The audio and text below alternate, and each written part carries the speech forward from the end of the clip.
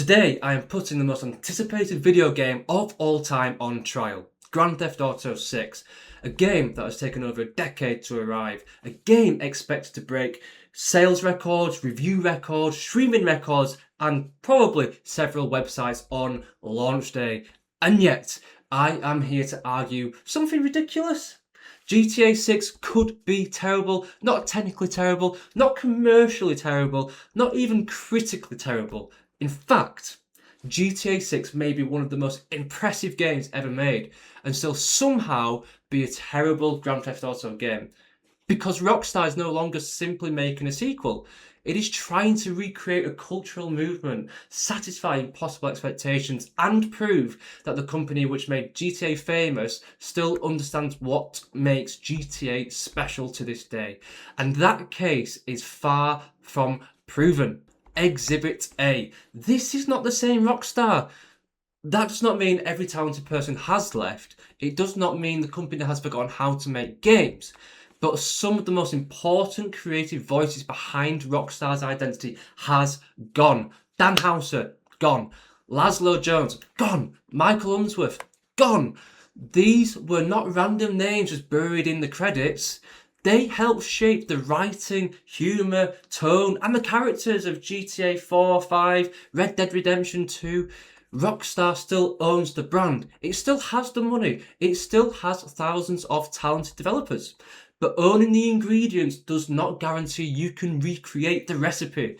The biggest question is not whether GTA 6 will look like Grand Theft Auto, it is whether it will feel like Grand Theft Auto, because GTA is more than a map, some cars and a wanted level. It is a voice, an attitude, it's an era. You know, we've spent years waiting for these games to release, and it needs to have a very specific type of humour. And some of the people who created that voice are now gone.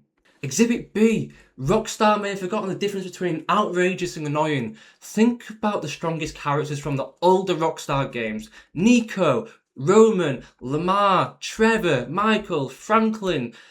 Wow, the list is endless, isn't it? CJ, they could be stupid, selfish, violent, deluded, or outright completely insane, much like Trevor, of course, was. But they were characters. They had rhythm. They had personality. They were funny because they felt specific. Now, compare them with some recent GTA Online characters such as KDJ, Sasanta, Dax, the Fooligans.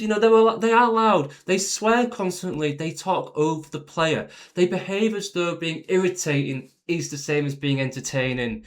And to me, that is a serious warning sign. The danger is not that Rockstar has stopped creating outrageous characters. It is that Rockstar may have forgotten the difference between an outrageous character and an annoying one.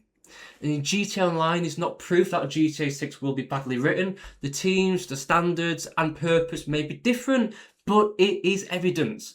If Rockstar's current idea of comedy is louder dialogue, more swearing, and characters who never stop talking, GTA 6 could become exhausting very quickly. Exhibit C. Rockstar may now be afraid of its own satire.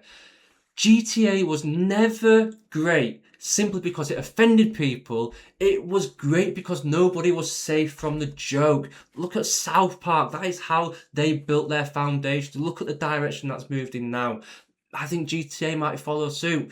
Politicians are mocked, corporations were mocked, celebrities were mocked, criminals were mocked, conservatives and liberals were mocked. There was nobody safe. Even the rich, the poor, and even the player were mocked.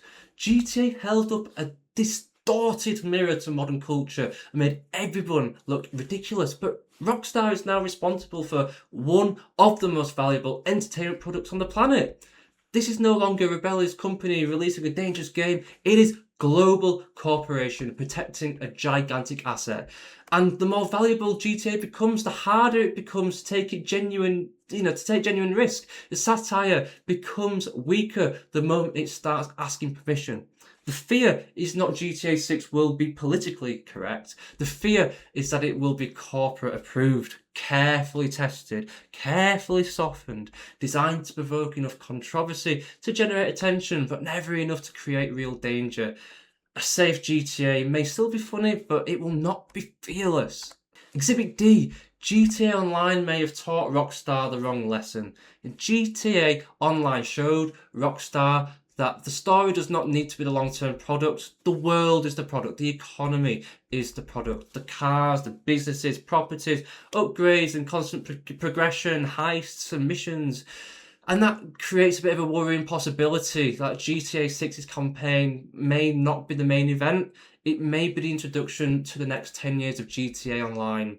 The story could be brilliant, emotional, enormous, but Rockstar knows where the long-term money lives, as do all corporations these days. It is the campaign that may launch the world, but the real business begins afterwards. Exhibit E. Rockstar's obsession with realism could make the game less enjoyable. RDR2 is one of the most detailed games ever made. It is also at times deliberately slow. Every movement has weight, every action has an animation. That works for Red Dead, but GTA is built around speed, chaos and instant freedom. The danger is that Rockstar becomes so focused on immersion that it forgets fun. A larger map does not automatically create a better map. More interiors does not automatically create better gameplay. More realistic police does not automatically make better chases, does it? More animations do not automatically make basic action satisfying, but Rockstar has become exceptionally good at simulating actions that other developers would simply let you perform. That can be impressive. It can also be tedious. And there we go. Let's move on to the final exhibit of F. GTA 6 cannot defeat the imaginary GTA 6.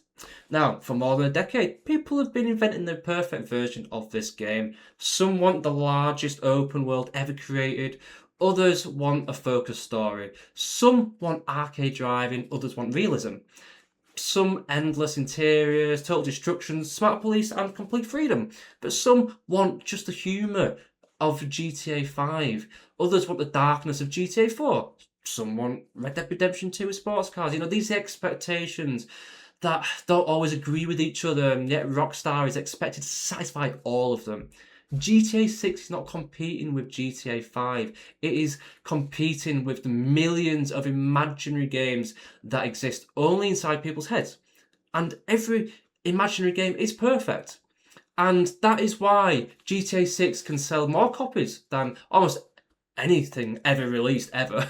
It can receive extraordinary reviews. It can dominate the internet.